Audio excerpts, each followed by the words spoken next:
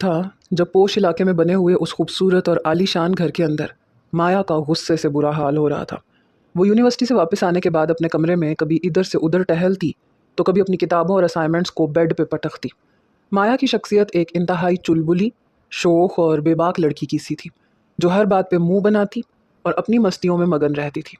लेकिन आज उसके इस गुस्से और चिड़चिड़ेपन की सबसे बड़ी वजह यूनिवर्सिटी का वो नया असिस्टेंट प्रोफेसर था, जिसकी क्लास में बैठना उसके लिए अजाब बन चुका था। वो प्रोफेसर इतना सख्त मिजाज, बेलचक और रोबदार था कि उसके लेक्चर में किसी की भी ऊंची सांस लेने की भी मजाल नहीं होती थी। और ऊपर से उसका पढ़ाने का अंदाज ऐसा था कि माया के तो तोते उड़ जाते थे। माया अपने घुंघराले और खूबसूरत स्याह बालों को, जिसे उसने एक हल्की सी पिन से समेटा हुआ था, गुस्से से झटकती हुई सीधा अपने कमरे से बाहर निकली और तेज़ कदमों से चलती हुई ड्राइंग रूम की तरफ बढ़ गई, जहाँ उसके बाबा यानी शहराम साहब सोफे पे सुकून से बैठ के चाय की चुस्की ले रहे थे। माया ने वहाँ पहुँच के अपने दोनों हाथ कमर पे रखे और एक मुंह बनाते हुए अपने बाबा के सामने खड़ी हो गई। माया ने शिकवा करते हुए कहा, बाबा, खुदा के लिए मेरी जान छोड़ें और उस जालिम यूनिवर्सिटी वाले प्रोफेसर के अजाब से मुझे निजात दिलाएं।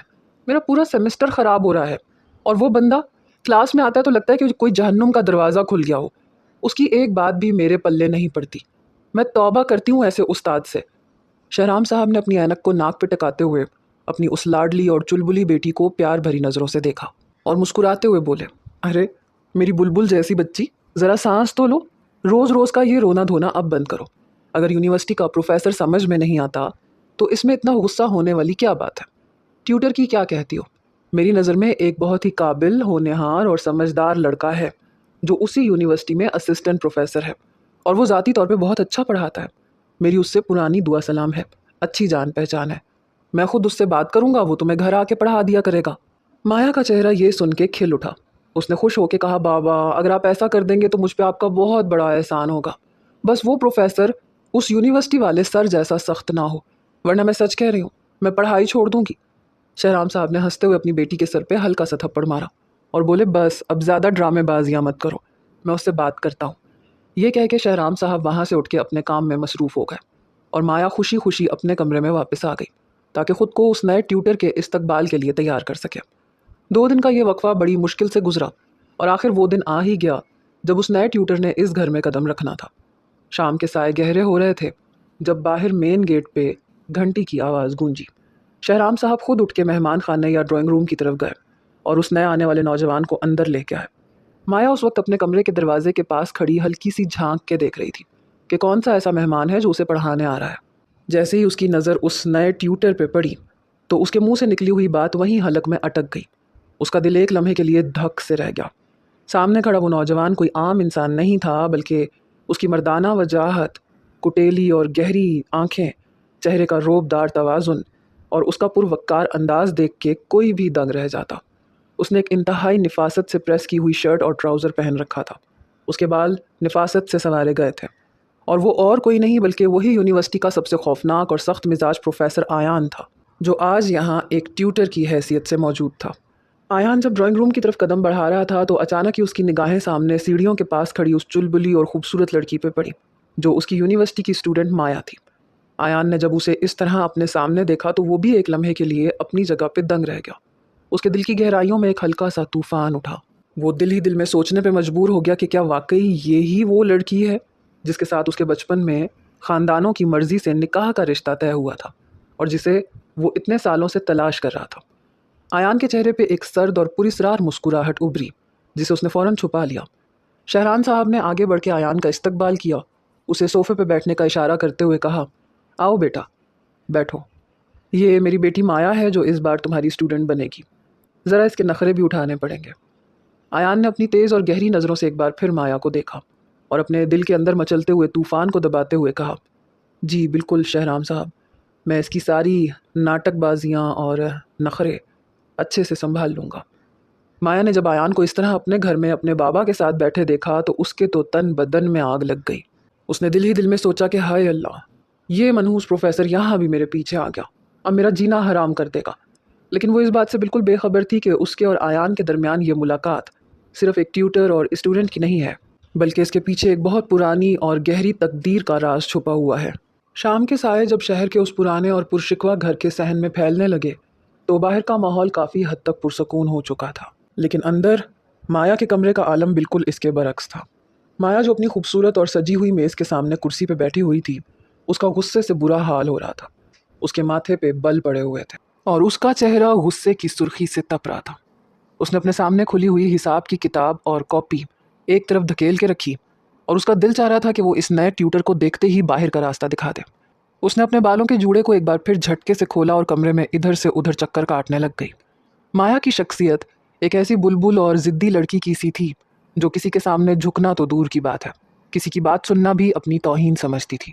और ऊपर से जब से उसे ये पता चला था कि यूनिवर्सिटी का वो जालिम और रोबदार प्रोफेसर आयान उसके घर बतौर ट्यूटर पढ़ाने आ रहा है, उसका खून खौल रहा था।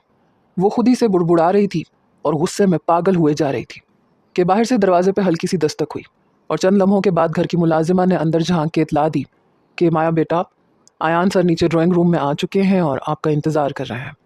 ये सुनना था कि माया के तन बदन में जैसे आग लग गई। उसने अपने लबों को भींचा और तंजिया अंदाज में खुद से कहा, मुसीबत फिर से आ गई है। आज तो मैं इसे बताऊंगी कि किसी के घर आके इस तरह रोब जमाना कैसा होता है। वो अपने गुस्से और अपनी अना को पूरी तरह मुजतमा करते हुए अपने कमरे से निकली और पैरों को ज़ोर ज़ोर से फर्श पे पटकते हुए नीचे की तरफ रवाना हो गई। उसकी अकड़ और उसका गरूर उसके कदमों से साफ जाहिर हो रहा था। वो जब ड्राइंग रूम के दरवाजे पे पहुंची तो उसने देखा कि आयान वहाँ आराम से सोफे पे विराजमान था। उसने एक इंतहाई नफीस और महंगी शर्ट पहन रखी थी और उसके हाथ में एक किताब थी। उसकी गहरी और तेज़ कुटीली आंखों में एक ऐसा ठहराव और रोब था जो किसी को भी पहले ही लम्हे में सहम जाने पे मजबूर करते। आयान ने जब दरवाजे पे माया को इस तेवर और गुस्से में खड़े देखा तो उसके होंठों पे एक हल्की सी और पुरस्रार सी मुस्कुराहट उभरी, जिसे उसने फ़ौरन छुपा लिया। आयान ने अपनी भारी और संजीदा आवाज़ में माया को देखते हुए कहा, तुम बाहर दरवाजे पे खड़ी होके क्या कर रही हो? अंदर आओ और अपनी किताब निकालो, वक्त बहुत कीमती है। माया का पारा उसके इस हुक्म चलाने वाले लहजे को सुन के और ज़्यादा हाई हो गया। उसने अपने दोनों हाथ अपनी नाजुक कमर पे रखे और गुस्से से आगे बढ़ते हुए आयान के बिल्कुल सामने खड़ी हो गई। माया ने गुस्से से तपते हुए कहा, मिस्टर आयान, ये कोई यूनिवर्सिटी का हॉल नहीं है जहां आपके हुक्म पे सब सर झुका के बैठ जाएंगे। ये मेरा घर है और मेरे घर के अपने असूल हैं। लिहाजा मुझ पे अपनी ये प्रोफेसरी और रोब वाला रूप यहाँ दिखाने की कोशिश बिल्कुल मत करें। आयान ने अपनी जगह से हिलने की जहमत तक नहीं की। उसने नहायत पुरसकून अंदाज में अपनी गहरी आंखें उठा के माया के चेहरे पर डाली और एक हल्की सी तंजिया हंसी के साथ बोला, तुम्हारी इस जुबान की तेज़ी को मैं अच्छे से जानता हूँ, लेकिन माया ये भूल जाओ कि तुम्हारी इन बचकाना हरकतों से मेरा रवैया ज़रा सा भी बदलेगा। मैं यहाँ तुम्हें पढ़ाने आया हूँ और तुम्हें इसकी एक एक बात माननी पड़ेगी। माया का गुस्से से सांस फूलने लगा। उसने गुस्से में अपने हाथ की मुट्ठी को ज़ोर से भींच लिया और दांत पीसते हुए कहा, मैंने आपको रखाया किस लिए है? ये मेरे बाबा की ज़िद थी, वरना आप जैसे मगरूर इंसान को तो मैं एक मिनट बर्दाश्त ना करती। आयान ने अपनी किताब का सफ़ा पलटते हुए बड़े धीमे और सर्द लहजे में कहा, तो फिर जाओ और अपने बाबा से कहो कि वो इस ट्यूटर को फारिग कर दें। लेकिन याद रखना, अगर तुमने पढ़ाई में ज़रा सा भी नखरा दिखाया तो इसका अंजाम बहुत बुरा होगा। माया ने गुस्से से खोलते हुए कहा, आपको लगता है मैं आपसे डर जाऊंगी? हरगिज़ नहीं, मैं आपकी एक बात भी नहीं मानूंगी। आयान ने उसकी ज़िद को देखकर अपनी जगह से उठ के उसके थोड़ा और करीब कदम बढ़ाए। उसकी मर्दाना वजाहत और कुर्बत से माया के दिल की धड़कनें एक लम्हे के लिए रुक गईं। आयान ने झुक के उसकी आंखों में देखते हुए सरगोशी के अंदाज में कहा, जितनी मर्जी ज़िद कर लो मेरी जान, तुम इस दायरे से बाहर नहीं जा सकती जो तुम्हारे लिए तय हो चुका है। माया उसके इस बेबाक अंदाज और उसके ख़तरनाक हद तक करीब आने पर हड़बड़ा गई। उसने फ़ौरन पीछे की तरफ एक कदम उठाया और अपने कानों तक सुर्ख होते हुए कहा, तुम हद से ज़्यादा बदतमीज़ इंसान हो।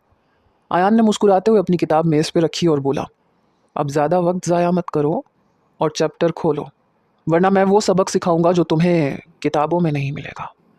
माया ने गुस्से से अपना मुंह फेर लिया और दिल ही दिल में आयान को जान से मार देने की दुआएं मांगती हुई सोफे पे बैठ गई। लेकिन वो इस बात से बिल्कुल बेखबर थी कि उसकी ज़िंदगी का ये गुस्सा और ये अना बहुत जल्द एक ऐसे तूफ़ान में बदलने वाली है जो उसके सारे इरादे खाक में मिला देगा। शाम का वक्त था और इस घर में ट्यूशन का ये रोज़ का मामूल बन चुका था। पिछले कुछ दिनों से आयान का इस घर में आना और माया को पढ़ाना जैसे एक मुस्तकिल अज़ाब बन चुका था। माया का गुस्सा और उसकी अकड़ दिन ब दिन बढ़ती जा रही थी, क्योंकि आयान की सख्तियाँ और उसका पॉजेसिव रवैया अब उसकी बर्दाश्त की हदों को पार कर रहा था। माया अपने कमरे में किताबें खोल के बैठी थी और उसका चेहरा गुस्से से तप रहा था कि इतने में बाहर ड्राइंग रूम से आयान की आवाज़ आई, जिसने मुलाजिमा से कहा कि माया से कहो कि जल्दी से अपनी किताबें लेके नीचे आ जाए, वक्त ज़ाया करने की कोई ज़रूरत नहीं है। ये सुनना था कि माया के तन बदन में आग लग गई। उसने किताब को ज़ोर से मेज़ पे पटका और बुड़बुड़ाते हुए खुद से कहा, हद हो गई है इस इंसान की। ये खुद को समझता क्या है? हर वक्त हुक्म चलाता रहता है। आज तो मैं इसको बताऊंगी। वो गुस्से से पैर पटकती हुई तेज़ कदमों से नीचे ड्राइंग रूम में दाखिल हुई। आयान उस वक्त आराम से सोफे पे बैठा हुआ था। उसने एक गहरी नज़र माया के चेहरे पे डाली और संजीदा लहजे में बोला, इतनी देर क्यों लगाई है तुमने? क्या तुम्हें मालूम नहीं है कि पढ़ाई का वक्त शुरू हो चुका है? माया ने गुस्से से अपने दोनों हाथ कमर पर रखे और तपते हुए कहा, मिस्टर आयान, ये कोई आपका कॉलेज या यूनिवर्सिटी का क्लासरूम नहीं है जहां आप जब चाहेंगे हुक्म चलाएंगे और मैं चुपचाप सुन लूंगी। मेरा जब दिल चाहेगा मैं आऊंगी। आप कौन होते हैं मुझ पे इस तरह की सख्ती करने वाले? आयान ने अपनी जगह से हिलने की जहमत तक नहीं की। उसकी तेज़ और गहरी कुटेली आंखें, उनमें एक अजीब सा चमकता हुआ तूफान था। उसने अपनी भारी आवाज़ में माया को देखते हुए कहा, तुम्हें याद रखना चाहिए कि मैं जो कहता हूँ वो तुम्हारे ही फ़ायदे के लिए होता है, और ज़ुबान ज़रा संभाल के इस्तेमाल किया करो। माया ने गुस्से से हंसते हुए कहा, वाह क्या बात है आपकी। मैं आपसे ज़रा भी नहीं डरती और ना ही आपके इन अहकामात को मानने की पाबंद हूँ। बेहतर होगा कि आप चुपचाप अपना लेक्चर दें और अपना रास्ता नापें। आयान के चेहरे पे उसकी इस बेबाक और चुलबुली गुस्से वाली हालत को देख के एक हल्की और पुरस्रार सी मुस्कुराहट उभरी, जिसे वो फ़ौरन छुपा गया और आयान 2 कदम और करीब आया और उसने ऐसी हरकत की जिसकी माया को तवक्को नहीं थी। उसके होंठ आयान की हिद्दत से दहकने लगे और चेहरा इतना गर्म हो गया, ऐसा मालूम होता था जैसे धुआं निकल रहा हो। उसने अपने दोनों हाथों से अपने चेहरे और होंठों को ढांप लिया और उसकी सांसें बेतरतीब हो गईं। आयान ने उसकी इस हल्की सी बौखलाहट को देखकर एक गहरी और दिलकश निगाह उस पर डाली, अपनी किताब उठाई और दरवाजे की तरफ बढ़ते हुए जाते हुए माया से कहा, कल वक्त पे तैयार रहना, सबक आगे बढ़ेगा। और वो वहाँ से चला गया। माया दीवार के साथ लगी वहीं खड़ी रह गई। उसका दिल ज़ोर ज़ोर से धड़क रहा था। उसकी हिम्मत कैसे हुई मुझे टच करने की? उसने रगड़ रगड़ के अपने होंठ साफ किए और पानी के छींटे चेहरे पे मारे। जब गुस्सा कुछ कम हुआ तो वो खुद से सोचने पे मजबूर थी कि आखिर इस शख्स की बातों का मतलब क्या था। शाम का वक्त था और ड्राइंग रूम का माहौल मामूल के बरक्स काफ़ी संगीन और पुरस्रार था। माया अपने कमरे में बैठी पिछले दिनों की बातों और आयान के उन अल्फाज को सोच के अंदर ही अंदर सुलग रही थी कि इतने में घर की मुलाजिमा ने ऊपर आके बताया कि माया, बेटा जल्दी से नीचे आ जाओ, तुम्हारे बाबा और कुछ मेहमान तुम्हें बुला रहे हैं। माया ने माथे पे शिकन डालते हुए गुस्से से खुद से कहा, अब ये कौन सी नई मुसीबत आ गई। वो अपने पैरों को पटकती हुई गुस्से के आलम में नीचे ड्राइंग रूम की तरफ चली आई। जैसे ही उसने ड्राइंग रूम में कदम रखा तो उसके कदम वहीं जम गए। वहाँ सोफे पे उसके बाबा शहराम साहब के साथ कुछ मोअज़्ज़िज़ मेहमान बैठे हुए थे और उनके बिल्कुल सामने वही सख्त गिर प्रोफेसर आयान एक पुरवकार और संजीदा अंदाज में मुस्कुराते हुए बैठा हुआ था। माया को देखते ही शहराम साहब ने प्यार भरे मगर ज़रा सख्त लहजे में कहा, आओ माया, बेटा यहाँ बैठो। आज तुमसे कुछ बहुत ज़रूरी और ज़िंदगी का सबसे बड़ा सच शेयर करना है। माया ने एक बेजार और तिरछी नज़र आयान पे डाली जो उसे ही देख रहा था और सोफे के एक कोने पे बैठते हुए बोली, बाबा जल्दी बताइए क्या बात है। मुझे इस तरह बुला के वक्त ज़ाया करने की क्या ज़रूरत थी? शहराम साहब ने गहरा सांस लिया और अपने पास बैठे एक बुज़ुर्ग मेहमान की तरफ इशारा करते हुए बोले, बेटा आज से कुछ साल पहले हमारे और आयान के ख़ानदान के दरमियान कुछ गलत फहमियाँ और नाचाकियाँ हो गई थी, जिसकी वजह से हम सब बिछड़ गए थे। लेकिन इससे पहले ही बड़ों ने तुम दोनों का बचपन में एक मुकद्दस रिश्ता तय कर दिया था और तुम्हारा निकाह हो चुका था। ये अल्फाज जैसे ही माया के कानों में पड़े उसके होश उड़ गए। उसका दिल एक लम्हे के लिए रुक गया और वो हकला के बोली, क्या क्या कह रहे हैं बाबा आप? ये शख्स मेरा शौहर कैसे हो सकता है?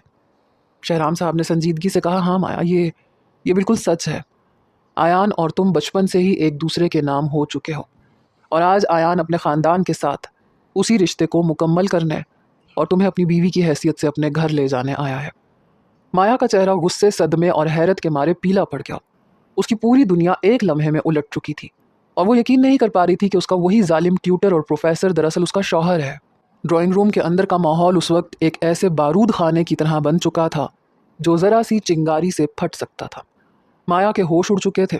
उसके चेहरे का रंग सफ़ेद पड़ चुका था और उसकी आंखें हैरत और गुस्से से फटी की फटी रह गई थीं।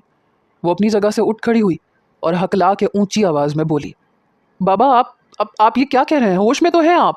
भला मैं इस जालिम और मगरूर इंसान को अपना शौहर कैसे मान लूं?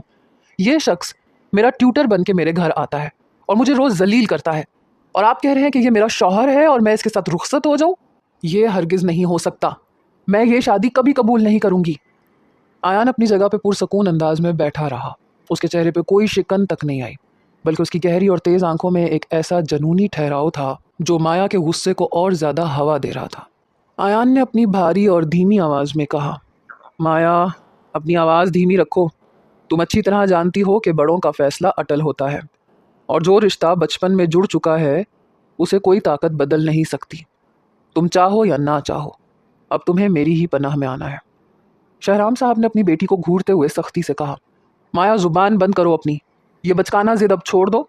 यह हमारे ख़ानदान का पुराना और तयशुदा फैसला है, और आयान आज अपने घर वालों के साथ तुम्हारी रुखसती की तारीख लेने आया है। तुम्हारी मर्जी हो या ना हो, अब रुखसती हर हाल में इसी वक्त होगी। माया ने रोते हुए और गुस्से से कांपते हुए अपने बाबा के सामने हाथ जोड़ दिए और बोली, बाबा प्लीज़ ऐसा मत करें। मेरी सारी ज़िंदगी तबाह हो जाएगी। इस इंसान के साथ मैं एक दिन भी नहीं गुजार सकती। लेकिन शहराम साहब और आयान के ख़ानदान ने उसकी एक ना सुनी। आयान उठ खड़ा हुआ। उसकी लंबी कामत और रोबदार शख्सियत ने पूरे कमरे को घेर लिया।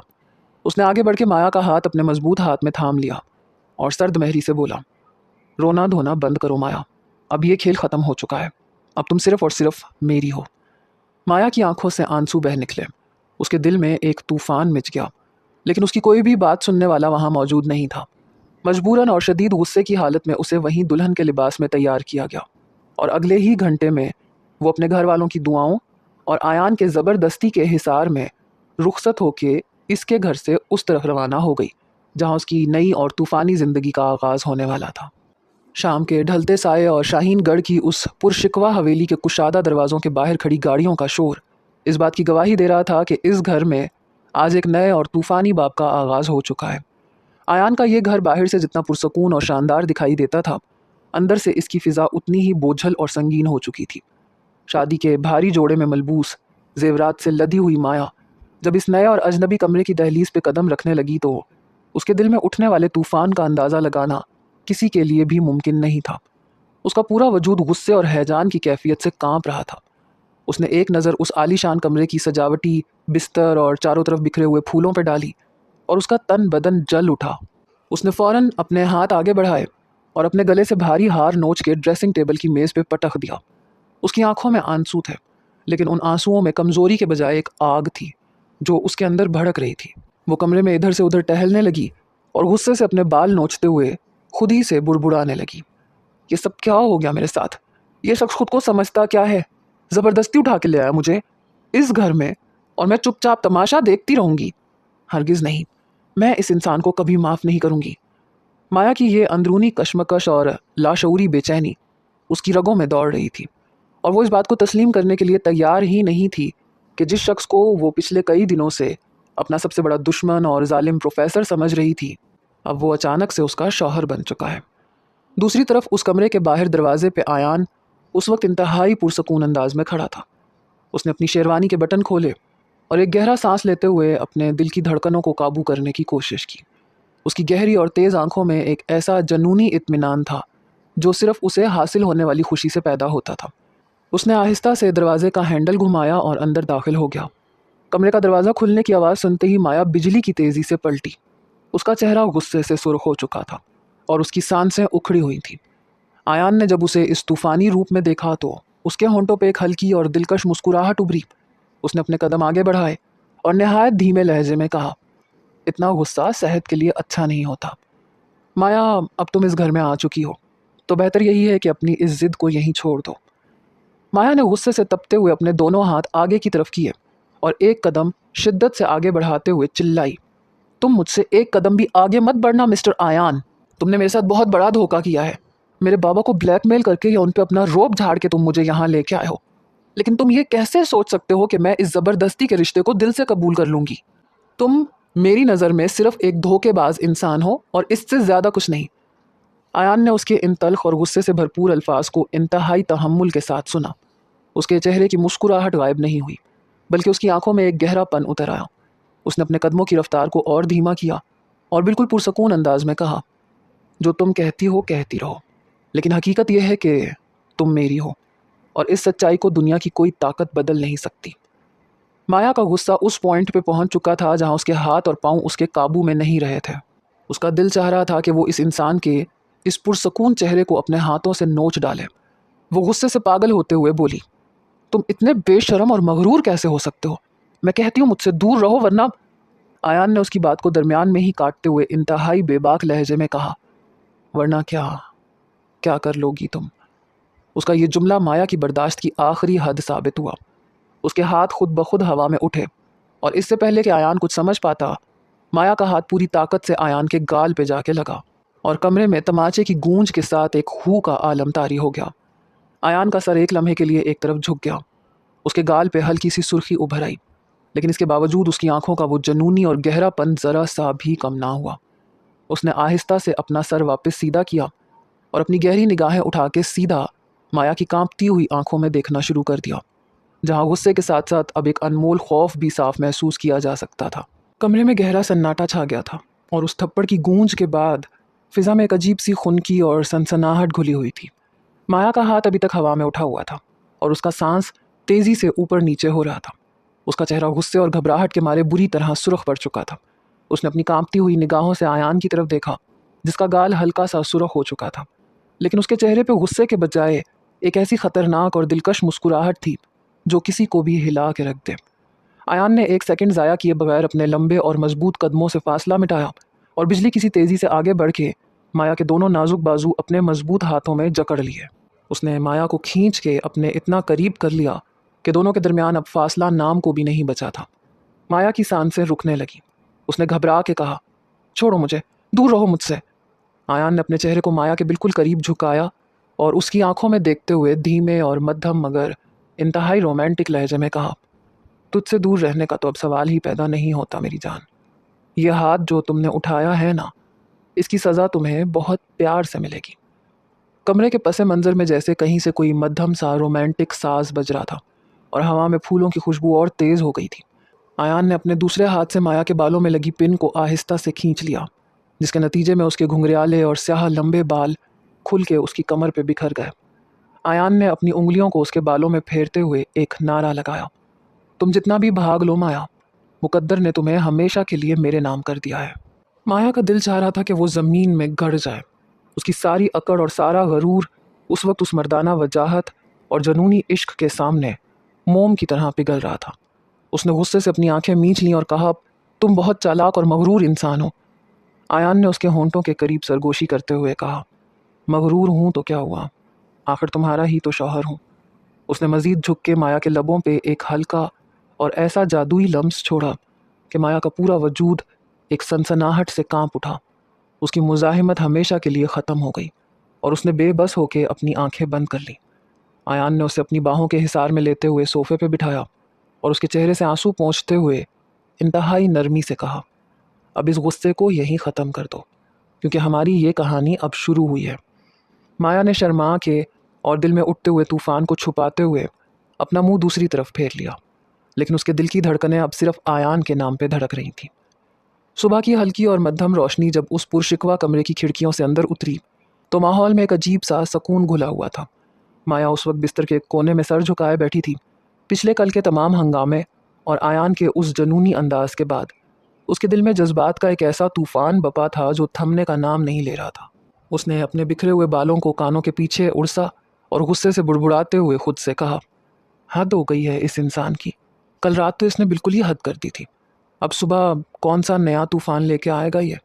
वो अभी इन्हीं सोचों में गुम थी कि अचानक कमरे का दरवाज़ा खुला और आयान इंतहाई पुरवक्कार और खूबसूरत अंदाज में अंदर दाखिल हुआ।